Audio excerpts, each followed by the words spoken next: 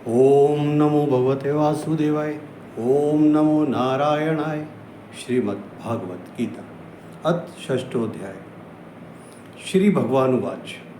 श्री भगवान बोले, जो पुरुष कर्म फल का आश्रय न लेकर करने योग्य कर्म करता है वह सन्यासी तथा योगी है, और केवल अग्नि का त्याग करने वाला सन्यासी नहीं है तथा केवल क्रियाओं का त्याग करने वाला योगी नहीं है।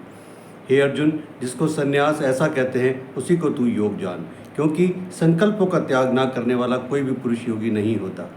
योग में आरूढ़ होने की इच्छा वाले मननशील पुरुष के लिए योग की प्राप्ति में निष्काम भाव से कर्म करना ही हेतु कहा जाता है, और जो योगारूढ़ हो जाने पर उस योगारूढ़ पुरुष का जो सर्व संकल्पों का भाव है वही कल्याण में हेतु कहा जाता है। जिस काल में ना तो इंद्रियों के भोगों में और ना कर्मों में ही आसक्त होता है, उस काल में सर्व संकल्पों का त्यागी पुरुष योगारूढ़ कहा जाता है। अपने द्वारा अपना संसार समुद्र से उद्धार करें और अपने को अधोगति में न डालें, क्योंकि यह मनुष्य आप ही तो अपना मित्र है और आप ही अपना शत्रु है। जिस जीवात्मा द्वारा मन और इंद्रियों सहित शरीर जीता हुआ है उस जीवात्मा का तो वह आप ही मित्र है, और जिसके द्वारा मन तथा इंद्रियों सहित शरीर नहीं जीता गया है उसके लिए वह आप ही शत्रु के सदृश शत्रुता में बरतता है। सर्दी गर्मी सुख दुख आदि में तथा मान और अपमान में जिसके अंतःकरण की वृत्तियाँ भली भांति शांत हैं, ऐसे स्वाधीन आत्मा वाले पुरुष के ज्ञान में सच्चिदानंदघन परमात्मा सम्यक प्रकार से स्थित है, अर्थात उसके ज्ञान में परमात्मा के सिवा अन्य कुछ है ही नहीं। जिसका अंतःकरण ज्ञान विज्ञान से तृप्त है, जिसकी स्थिति विकार रहित है, जिसकी इंद्रियां भली भांति जीती हुई हैं और जिसके लिए मिट्टी पत्थर और स्वर्ण समान है, वह योगी युक्त अर्थात भगवत प्राप्त है, ऐसे कहा जाता है। सुहृद मित्र वैरी उदासीन मध्यस्थ द्वेष्य और बंधुगणों में धर्मात्माओं में और पापियों में भी समान भाव रखने वाला अत्यंत श्रेष्ठ है।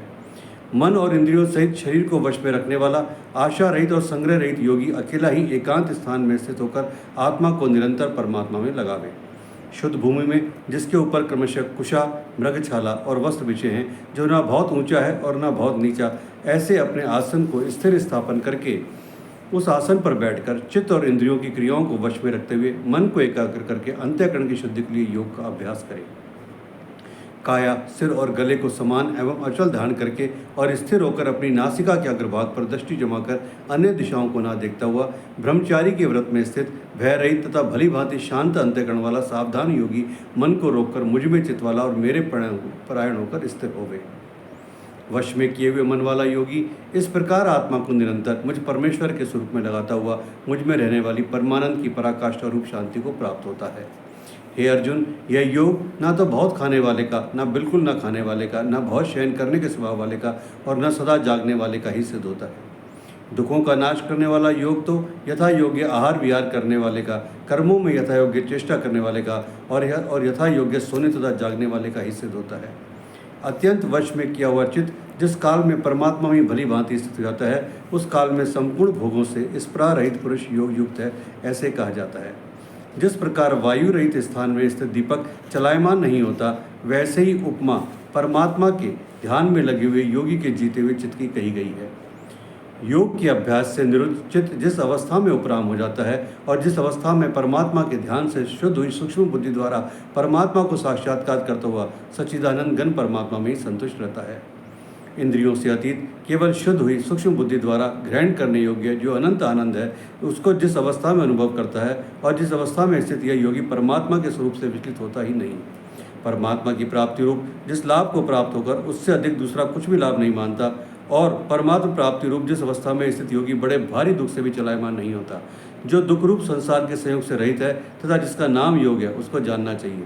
वह योग ना उकताए हुए अर्थात धैर्य और उत्साहयुक्त से निश्चय पूर्वक करना कर्तव्य है। संकल्प से उत्पन्न होने वाली संपूर्ण कामनाओं को निशेष रूप से त्याग कर और मन के द्वारा इंद्रियों के समुदाय को सभी ओर से भली भांति रोक कर क्रम से अभ्यास करता हुआ उपरति को प्राप्त होता धैर्य बुद्धि के द्वारा मन को परमात्मा में स्थित करके परमात्मा के सिवा और कुछ भी चिंतन ना करे। यह स्थिर न रहने वाला और चंचल मन जिस जिस शब्दादि विषय के लिए निमित्त से संसार में विचरता है, उस विषय को रोककर यानी हटाकर इसे बार बार परमात्मा में निरुद्ध करे।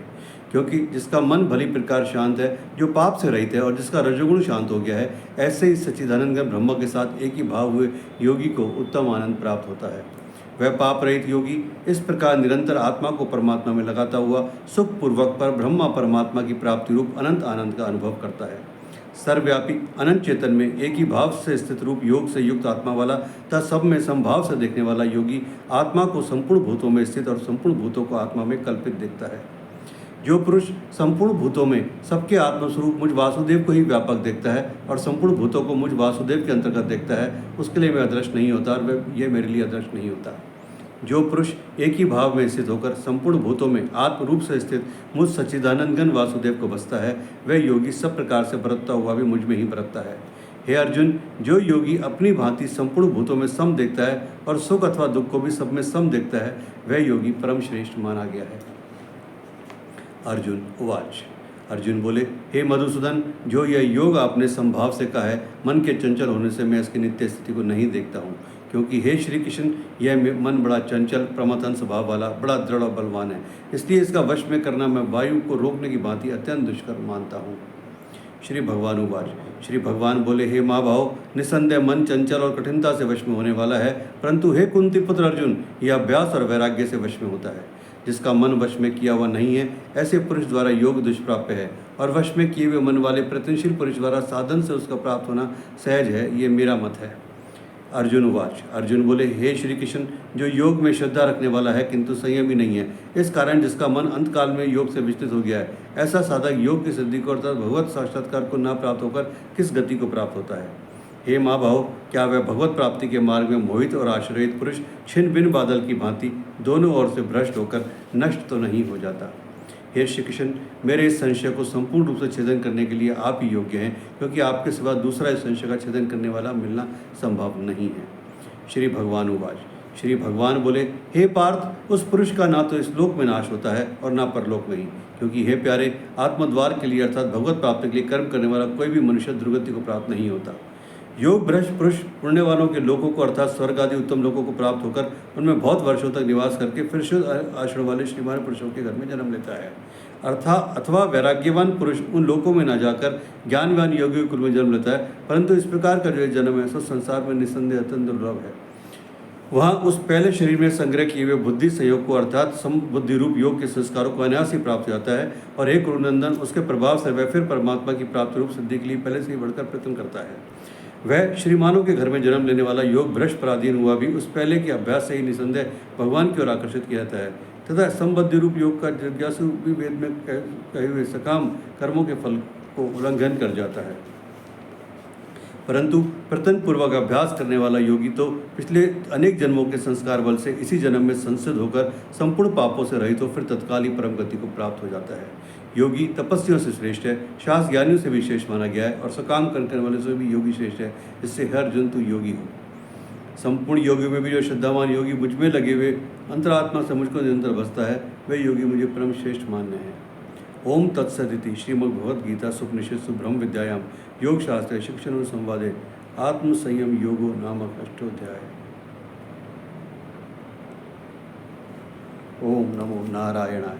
ओम नमो भगवते वासुदेवाय।